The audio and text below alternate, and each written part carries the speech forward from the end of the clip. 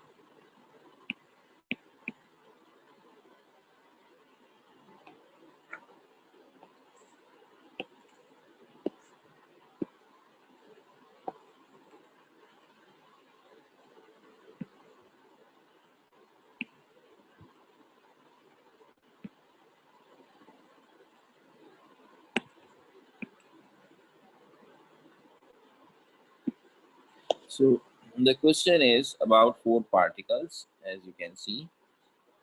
We gave them name W X Y Z, ऐसे ही अपनी तरफ से नाम दे दिए। और अब हम ये बता रहे हैं कि इसमें से जो W है और जो X Y Z, उसमें कितने प्रोटॉन, कितने न्यूट्रॉन और कितने इलेक्ट्रॉन्स हैं।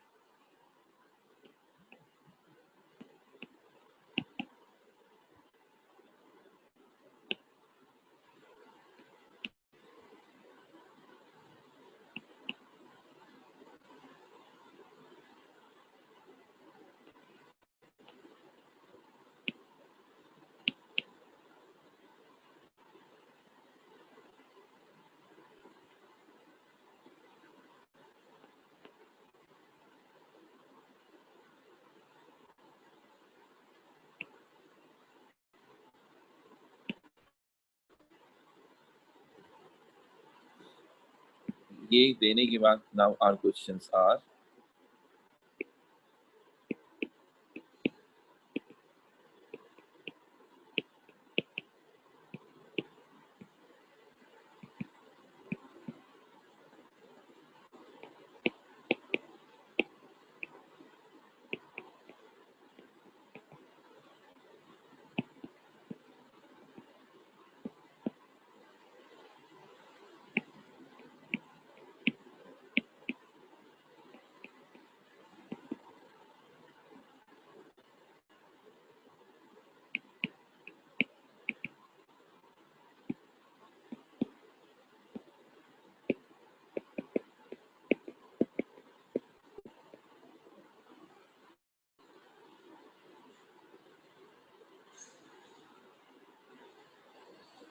सो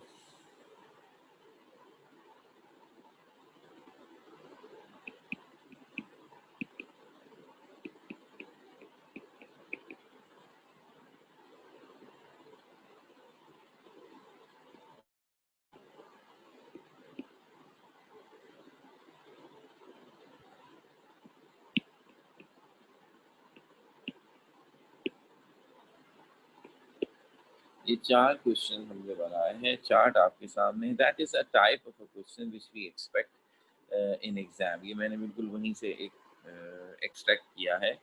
तो अब आपके सामने है and you can answer them and give me your answer in chat box. You just need to tell me which particle. So इन चारों डिटेल्स को देखते हुए बता दीजिए which particle is cation, which particle is anion, which pair of particles represent isotopes, or which particle or particles is or are neutral.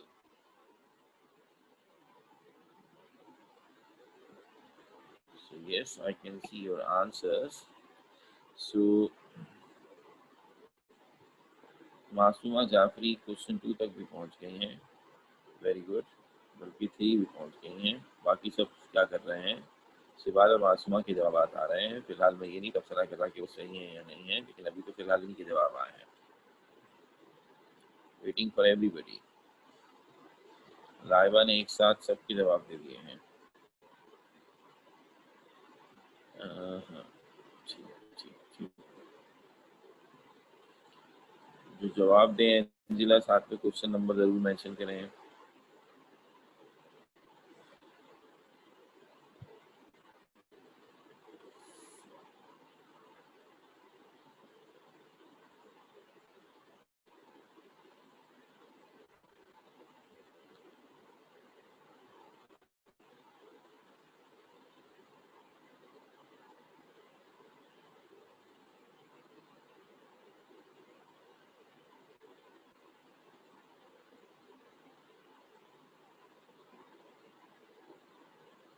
Okay, Anisha ने एक साथ सबके जवाब दिए और उनके ख्याल में there is no one and I. Okay,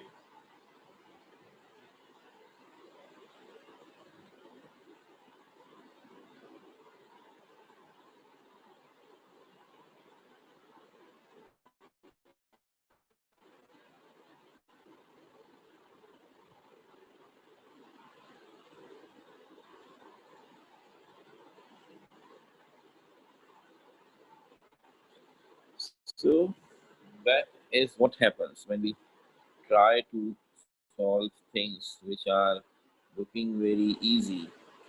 there are mixture of right and wrong answers in your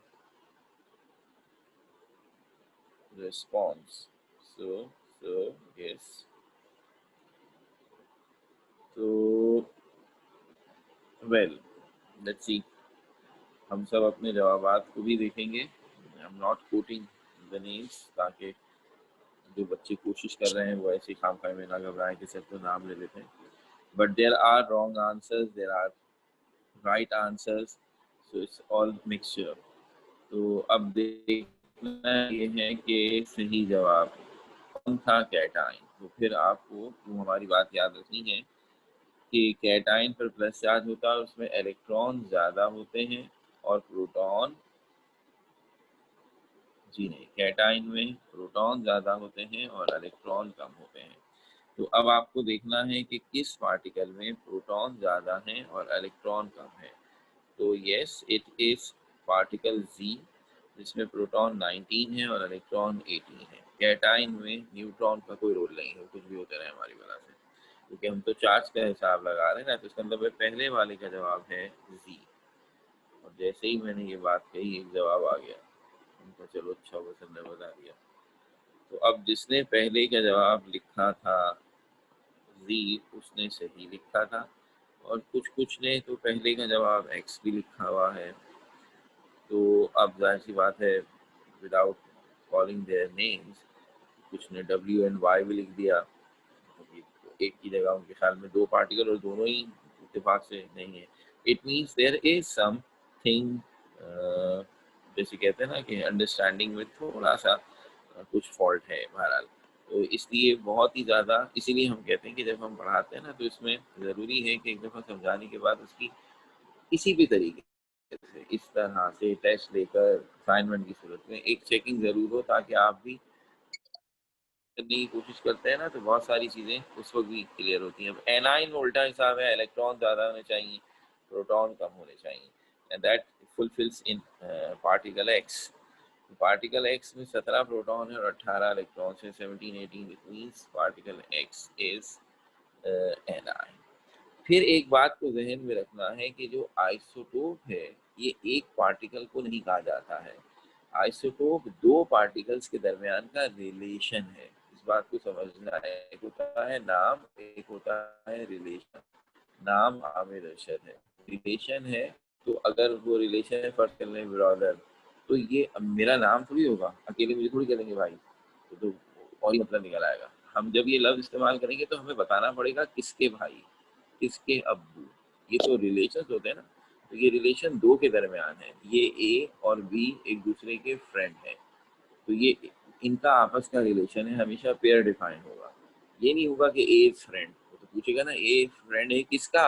इसी तरह अगर आपने यहाँ लिख दिया आइसोटोप में, फर्ज कर लें डब्ल्यू, तो द क्वेश्चन इज डब्ल्यू किसका आइसोटोप है, वो दूसरा एटम कौन है जिसका ये आइसोटोप है.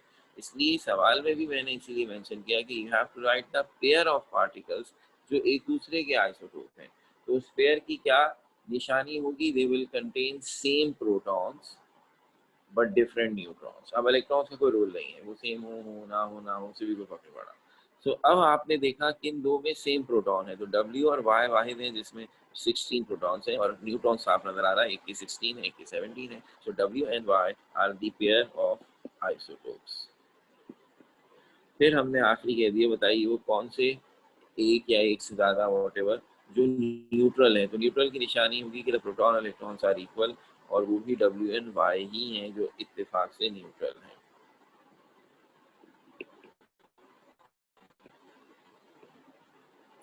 तो अब ये एक अंदाज है पेपर में क्वेश्चंस का. अगर आप भी खुद फर्ज कर लें पास्ट ईयर पेपर्स पर देखें, या जब मैं कोई दूं तब भी आपको नज़र आ जाएगा. तो आपको ये पर्टिकुलर स्टाइल ऑफ क्वेश्चन बहुत रेगुलर बेसिस पर मिलेगा, जिसमें वो इसी तरह पार्टिकल्स के प्रोटॉन न्यूट्रॉन्स इलेक्ट्रॉन्स देते हैं और फिर उनके मुतालिक इस किस्म के क्वेश्चंस पूछते हैं. ठीक है ना. और इसमें एक और तरीका भी है, और वो तरीका ये है कि बजाय प्रोटॉन न्यूट्रॉन्स और इलेक्ट्रॉन्स की तादाद टेबल की फॉर्म में देने के, वो एक एटम की पिक्चर ड्रॉ करते हैं और उसमें न्यूक्लियस के अंदर प्रोटॉन न्यूट्रॉन्स शो करते हैं, इलेक्ट्रॉन्स न्यूक्लियस के बाहर शो करते हैं। और अब बच्चे को उस स्ट्रक्चर को देखकर खुद गिनना पड़ता है, how many protons electrons and neutrons are there, और फिर इस तरह के सवाल। तो ये दो स्टाइल है। तो अभी हमने चूंकि पिक्चर बनानी नहीं है, वो अब हम बनाते हैं, तो उससे रेलेवेंट बातें भी हो जाएंगी। तो अब हमारा अगला काम है, जो नया आज का टॉपिक है, last topic of the chapter as well, इसको हम कहते हैं इलेक्ट्रॉनिक अरेंजमेंट।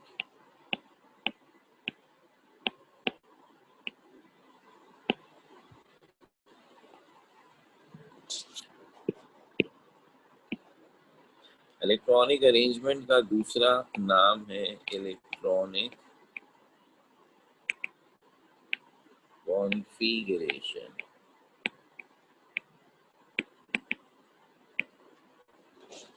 इसका मतलब असल में क्या है, ये है arrangement of electrons around the nucleus of an atom in various orbits और shells। शुरू में भी ये बात कही थी और आपको मेरे ख्याल में ये अच्छी तरह पता भी है। एक एटम का सेंट्रल पार्ट कहलाता है न्यूक्लियस, और उस न्यूक्लियस के आसपास सर्कुलर पाथ हैं जिन्हें आप ऑर्बिट या शेल्स कहते हैं। और उन सर्कुलर पाथ में इलेक्ट्रॉन न्यूक्लियस के गिर्द रिवॉल्व कर रहे हैं, बिल्कुल वैसे ही जैसे प्लैनेट्स सूरज के गिर्द, सन के गिर्द रिवॉल्व करते हैं। सो हम इसी निस्बत से एटम के इस मॉडल को प्लैनेटरी मॉडल ऑफ एटम भी कहते हैं कि just like planets movement, electrons are moving around the nucleus. तो इस हिसाब से ये सेंटर है न्यूक्लियस,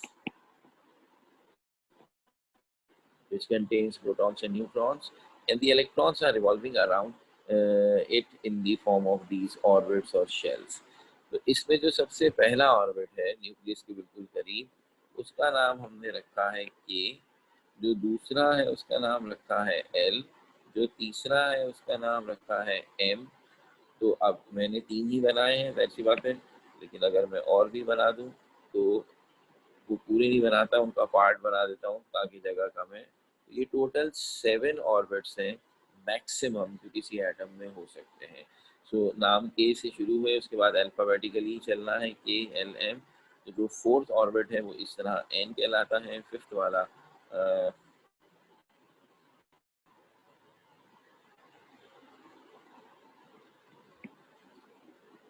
ओ कहलाता है, फिर पी और फिर क्यू। सो ये है 7 ऑर्बिट्स एक एटम में। और इसमें अब आप इलेक्ट्रॉन किस तरह से खुद को अरेंज करते हैं, वो कहलाती है इलेक्ट्रॉनिक अरेंजमेंट। अब आपको भी नजर आ रहा है कि जो सबसे पहला के ऑर्बिट है सर्किल, वो छोटा सर्किल है। फिर एल जो थोड़ा सा दूर बनाया है तो वो बड़ा हुआ। एम और बड़ा सर्किल है, तो जितना जैसे जैसे हम न्यूक्लियस से दूर होते जा रहे हैं सर्किल या ऑर्बिट बढ़ते जा रहे हैं, उनका साइज बढ़ रहा है। साइज बढ़ रहा है तो उनमें इलेक्ट्रॉन्स की कैपेसिटी भी बढ़ती है। तो सबसे कम कैपेसिटी इलेक्ट्रॉन्स की फर्स्ट ऑर्बिट में है। फर्स्ट ऑर्बिट यानी कि K shell can only accommodate 2 electrons, उसमें सिर्फ 2 इलेक्ट्रॉन्स की जगह है। जबकि दूसरे ऑर्बिट यानी कि एल शेल में 8 इलेक्ट्रॉन्स की जगह है, 8। थर्ड थोड़ा सा और बड़ा हो जाता है तो उसमें जगह भी बढ़ जाती है, उसमें 18 की कैपेसिटी है। तो इस तरह जैसे जैसे हम दूर होते जाएंगे न्यूक्लियस से, हमारे ऑर्बिट का साइज बढ़ता जाएगा और उसमें इलेक्ट्रॉन्स की एकोमोडेशन की कैपेसिटी बढ़ती जाएगी। वैसे तो 7 ऑर्बिट हैं, लेकिन हमारा जो सारा फोकस होगा वो इन 3 पर होगा। हमें इससे आगे वालों का की बातें करने की भी जरूरत नहीं पड़ेगी, and they are not in our syllabus. हाँ, वैसे हमें पता हो कोई हर्ज नहीं है, जैसे मैंने सबके नाम बता दिए। तो अब एन में, ओ में, पी में और क्यू में सर कितनी कैपेसिटी होती है, बजाय इसके कि हम ये सारे लफ्ज रट्टे लगा लें, इसका एक तरीका ये है कि एक फॉर्मूला है जो कहलाता है 2n²। ये फॉर्मूला हमें किसी भी ऑर्बिट में मैक्सिमम कितने इलेक्ट्रॉन आ सकते हैं उसका नंबर बता देता है। तो अब कैसे बता देता है, इसमें जो लफ्ज़ है n, ये ऑर्बिट का नंबर है। तो नंबर से मुराद जैसे मिसाल के तौर पर k फर्स्ट ऑर्बिट है, l सेकंड ऑर्बिट है, m थर्ड ऑर्बिट है। फर्स्ट कर लें, हम इस m के अंदर इलेक्ट्रॉन्स की कैपेसिटी क्रॉस कंफर्म करना चाहते हैं, तो चलिए ये टी है। तो m ऑर्बिट कौन सा है, थर्ड ऑर्बिट है। इसका मतलब है कि n की जगह 3 लिख दीजिए। तो जब आप n की जगह 3 लिखेंगे तो ये फॉर्मूला हो जाएगा 2, 3 के ऊपर स्क्वायर आ जाएगा। तो 3 का स्क्वायर 9, 9 को 2 से मल्टीप्लाई करेंगे 18। फर्ज कर लें अब आप चाहते हैं कि मुझे फोर्थ ऑर्बिट यानी n ऑर्बिट जो है उसमें इलेक्ट्रॉन्स की तादाद पता चले, तो आप n की जगह पर 4 लिखेंगे और फॉर्मूले के हिसाब से n का स्क्वायर करेंगे और उसे 2 से मल्टीप्लाई कर देंगे।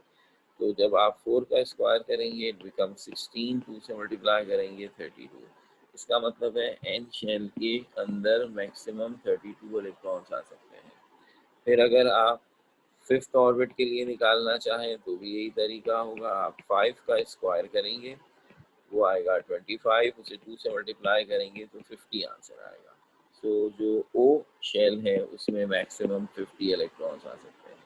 तो इसी तरह पी और क्यू आप खुद आराम से निकाल लेंगे और एक का जवाब 72 आएगा और एक का जवाब 98। अब जैसा कि मैंने कहा है, मैं फिर रिपीट कर रहा हूँ, इन से हमारा ताल्लुक नहीं आएगा, ये आपको बता दी, अच्छी बात होगी, लेकिन हमारा सारा फोकस पहले 3 पर होगा। तो अब हम कुछ एग्जाम्पल्स के ज़रिए आपको ये बताएंगे कि how electron fill in these orbits. और उसका तरीका बड़ा सिंपल है, यानी जहाँ तक सिंपल है कह लीजिए वहीं तक हम पढ़ाएंगे। जहाँ कॉम्प्लिकेशन शुरू हो जाती है वहाँ से हमारा सिलेबस कट डाउन है, वो फिर ए लेवल्स में आपको पूरा पढ़ाते हैं। तो सिंपल पहले 3 ऑर्बिट में ही है, जिसका हिसाब किताब क्या है। सबसे पहले इलेक्ट्रॉन शेल, शेल भरने के लिए तो सिर्फ 2 ही इलेक्ट्रॉन चाहिए। तो अगर के भर जाए और एटम इलेक्ट्रॉन्स अभी और भी हों तो फिर वो एल में जाएंगे। एल भर जाए और अभी इलेक्ट्रॉन्स और भी हों तो वो एम में जाएंगे। ये है तरीकाकार। तो एम के बाद हम आगे की बात आएंगे इलेक्ट्रॉन भरने का। फिर जो रूल और तरीका है वो थोड़ा कॉम्प्लिकेटेड है। एक ऑर्बिट भरे बगैर इलेक्ट्रॉन दूसरे ऑर्बिट में भी चले जाते हैं, वहाँ थोड़ा सा डिफरेंट लॉजिक और तरीका है जो हमारे सिलेबस में नहीं है, इसलिए हम उसको नहीं कंसीडर करते। जहाँ तक सीधा सीधा मामला चल रहा है सिर्फ उसी की बात कर रहे हैं, तो वो ये शुरू के 3 ऑर्बिट्स में है। तो आइए उनकी एग्जाम्पल्स के साथ अब आपको आपके सामने बात करते हैं। मिसाल के तौर पर जो पहला एटम सबसे छोटा जिसमें सिर्फ एक इलेक्ट्रॉन है, हाइड्रोजन। हाइड्रोजन का एटॉमिक नंबर 1 है। एटॉमिक नंबर प्रोटॉन नंबर को कहते हैं। और जब एटम न्यूट्रल हो तो उसमें इलेक्ट्रॉन और प्रोटॉन बराबर होते हैं, इसका मतलब उसमें एक इलेक्ट्रॉन है। हम जब उसके एटम को ड्रॉ करते हैं तो फिलहाल न्यूक्लियस में कितने प्रोटॉन और न्यूट्रॉन है ये नहीं दिखा रहे, उसको सिर्फ हम डॉट के जरिए बना रहे हैं कि ये न्यूक्लियस है। और बाहर एक ऑर्बिट बना दें और उस ऑर्बिट में क्रॉस करके इलेक्ट्रॉन दिखाते हैं। सो ये हाइड्रोजन के एटम की शक्ल हो गई, जिसमें सिर्फ एक इलेक्ट्रॉन है जो के शेल में है, K=1। ये स्टेटमेंट भी लिख दी हमने। दूसरा एलिमेंट है हीलियम। हीलियम का सिंबल He और उसमें 2 इलेक्ट्रॉन है। उसमें भी इसी तरह आपने एक न्यूक्लियस बना दिया और फर्स्ट ऑर्बिट में आपने 2 इलेक्ट्रॉन्स दिखा दिए। ये दोनों पेयर बनाकर होते हैं, इसलिए अच्छा है कि हम इन्हें पेयर ही की सूरत में लिखते हैं, ठीक है ना। तो ये है K=2। अच्छा, अब यहाँ से असल मामला शुरू होता है। तो पहले दोनों तो बहुत ही आसान हो गए। लिथियम जिसके अंदर Li सिंबल है, जिसके अंदर 3 इलेक्ट्रॉन्स होते हैं। अब वो जो 3 इलेक्ट्रॉन्स होते हैं तो उसका हिसाब ये है कि एक न्यूक्लियस बन गया, फर्स्ट ऑर्बिट उसमें 2 इलेक्ट्रॉन्स हैं और सेकंड ऑर्बिट में एक इलेक्ट्रॉन। तो जब आप इसकी कॉन्फ़िगरेशन लिखेंगे तो आप लिखेंगे K=2 और L=1। ये जो साथ में आप के और एल करके लिख रहे हैं, ये स्टेटमेंट इलेक्ट्रॉनिक अरेंजमेंट को डिस्क्राइब कर रही है। तो इसका मतलब है एक एटम में इलेक्ट्रॉन्स किस ऑर्बिट में हैं, ये बताने के दो तरीके हैं। एक तरीका एटम का जो इमेज है उसे ड्रॉ करें, और एक ये है कि सिर्फ स्टेटमेंट की सूरत में लिख दें कि फर्स्ट ऑर्बिट में कितने इलेक्ट्रॉन, सेकेंड ऑर्बिट में कितने इलेक्ट्रॉन, थर्ड ऑर्बिट में कितने इलेक्ट्रॉन, वगैरह वगैरह। तो ये वो पहला मौका है हमारे पूरे सिलेबस का जहां हम आपसे कह रहे हैं कि you need to draw the diagram, जहां आपको डायग्राम बनाने हैं। अब से पहले बहुत सारी चीज़ें हमने पढ़ी, ख़ास तौर पर जो चैप्टर थे प्योरिफिकेशन के और मेजरमेंट के, उसमें एपरेटस आए, उसमें टेक्निक्स आई, लेकिन हमने हर जगह आपसे कहा कि ये तस्वीर आपको याद यूँ रखनी है कि इसे आइडेंटिफाई कर सकें, ड्रॉ नहीं करनी होगी। आपके सामने फिल्ट्रेशन के प्रोसेस की डायग्राम बनी हुई आएगी, you need to identify this कि ये प्रोसेस ऑफ फिल्ट्रेशन है। डिस्टिलेशन की तस्वीर बनी हुई आएगी तो यू कैन आइडेंटिफाई कि ये डिस्टिलेशन की टेक्निक है। या एपरेटस हैं तो आपके सामने ब्यूरेट या पिपेट या फ्लास्क अगर बना दी जाए तो you can identify it. Draw नहीं करना था कहीं भी। ये पहली जगह है जहां हम आपसे ड्रॉ करने को कहते हैं। तो अब जब ड्रॉ करने को कहते हैं तो खास तौर पे क्वेश्चन में मेंशन होगा कि draw the atom by showing all the electrons. तो आप ऐसे एटम ड्रॉ करते हैं। अच्छा, उसमें सिर्फ ये जहन में रखना है कि ड्राइंग नहीं चेक हो रही, आपकी कॉन्सेप्ट चेक हो रहा है। तो जिस तरह मैंने फ्री हैंड से सर्किल बनाया है, जो जाहिर सी बात है एक परफेक्ट सर्किल तो नहीं बना है, लेकिन बहरहाल सर्किल जैसा तो लग रहा है, तो वही हम आपसे भी डिमांड करते हैं। आप कंपास इम्तिहान में ले जाएं और उसकी मदद से एक परफेक्ट सर्किल बनाएं, तो ये सीआई वालों के लिए कुछ अच्छा इंप्रेशन डेवलप नहीं करेगा। अगर वो देखेंगे तो समझ जाएंगे इतना प्यारा सर्किल बना हुआ है, इसका मतलब है इस बच्चे ने इम्तिहान के दौरान कंपास निकाला, उसमें पेंसिल डाली और उसके बाद बड़े नीट एंड क्लीन तरीके से ये ड्रॉ किया, तो वो समझते हैं कि this is wastage of time. तो जब हमने ऐसी डिमांड ही नहीं की कि ऐसी परफेक्ट सर्किल बने, तो वाई ऐसा करने की क्या ज़रूरत है। तो इसलिए ज़्यादा मुनासिब ये है कि आपकी अपनी हैंड, फ्री हैंड इतना अच्छा स्ट्रॉन्ग हो कि वो एक माकूल जैसे मेरा बन रहा है, नज़र आ रहा है, ऐसा सर्किल बन जाए। बेशक थोड़ा टेढ़ा मेढ़ा हो जाए, कोई बात नहीं। तो फ्री हैंड से बनाना ज़्यादा बेहतर है। लेकिन ये वो जगह है जहाँ आपको बनाना होगा, और इसमें हम ये कॉन्सेप्ट चेक करेंगे कि आपने proper number of electrons show किए हैं इन करेक्ट ऑर्बिट, और इसीलिए मैं दोनों अंदाज से कर रहा हूँ। अच्छा, अब एक तीसरी बात ये है कि कॉन्फ़िगरेशन लिखने के लिए ये तरीका कि k is equals to 2 l equals to 1, ये बताना कि k यानी फर्स्ट ऑर्बिट में 2 इलेक्ट्रॉन है, सेकंड ऑर्बिट में, इसको हमने और ज़्यादा शॉर्ट किया है, क्योंकि हर दफ़ा k और l मेंशन करने की क्या ज़रूरत है, सबको पता है फर्स्ट ऑर्बिट k कहलाता है, सेकंड ऑर्बिट l, तो ये मेंशन करने की ज़रूरत नहीं है। तो इसकी शॉर्ट फॉर्म ऐसे लिखी जाती है 2,1। जब हम 2,1 लिखते हैं तो the message is first orbit में 2 और सेकंड ऑर्बिट में 1 electron. So this is the better way कि जिसमें बहुत ही शॉर्ट वे में हम किसी भी आइटम के अंदर मौजूद इलेक्ट्रॉन्स की अरेंजमेंट बता रहे हैं। सो अगर मैं इसे कंटिन्यू करूं तो आपके लिए और हेल्पफुल हो जाएगा। बेरिलियम, एटॉमिक नंबर है इसका 4, इसका सिंबल है Be, और इसमें भी आप इसी तरह शो करेंगे कि फर्स्ट ऑर्बिट में 2 इलेक्ट्रॉन और सेकेंड ऑर्बिट में भी 2 इलेक्ट्रॉन। अब सेकेंड ऑर्बिट की टोटल कैपेसिटी चूंकि 8 इलेक्ट्रॉन्स है, इसलिए आप नोटिस करेंगे कि हम सेकेंड ऑर्बिट में इलेक्ट्रॉन्स बनाते कैसे हैं। तो अभी 2 मैंने बनाए हैं और दोनों को अलग अलग बनाया है, यानी कि आपस में पेयर नहीं बनाया अभी। तो ये नोट करने वाली बात है। इसको हम चाहें तो ऐसे लिख सकते हैं, लेकिन ज़्यादा बेहतर है 2,2 करके लिखें। बेरिलियम के बाद है बोरॉन, जिसका एटॉमिक नंबर है 5, न्यूक्लियस बनाया, फर्स्ट ऑर्बिट, उसमें तो 2 इलेक्ट्रॉन पेयर की सूरत में लिख दिए, मगर सेकेंड ऑर्बिट में जो 3 इलेक्ट्रॉन हैं तो वो तीनों 3 अलग अलग जगहों पर बनाए गए हैं, एक टॉप पर, एक बॉटम पर, एक राइट पर। और इसी तरह हम इसे 2,3 भी लिख सकते हैं और k = 2 l = 3 भी लिख सकते हैं। कार्बन,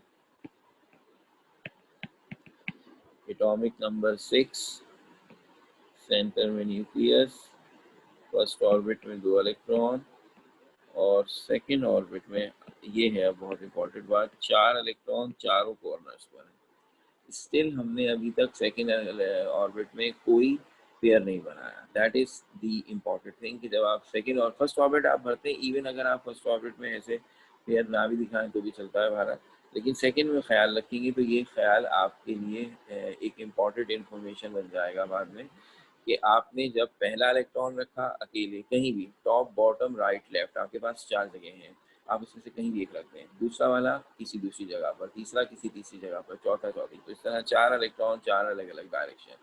अब ये हो गया कि A is equals to 2, L equals to 4 या 2, 4। अच्छा, अब जब आप 5 इसमें कार्बन के बाद वाले एटम पर जाएंगे जो कि कहलाता है नाइट्रोजन, तो उसका एटॉमिक नंबर है 7। तो अगर मैं नाइट्रोजन की बात करूं, N इज इक्वल्स टू 7, तो आप फर्स्ट ऑर्बिट की तो कहानी खत्म हो चुकी, वो तो 2 इलेक्ट्रॉन आ गए। अब ये जो सेकेंड ऑर्बिट है,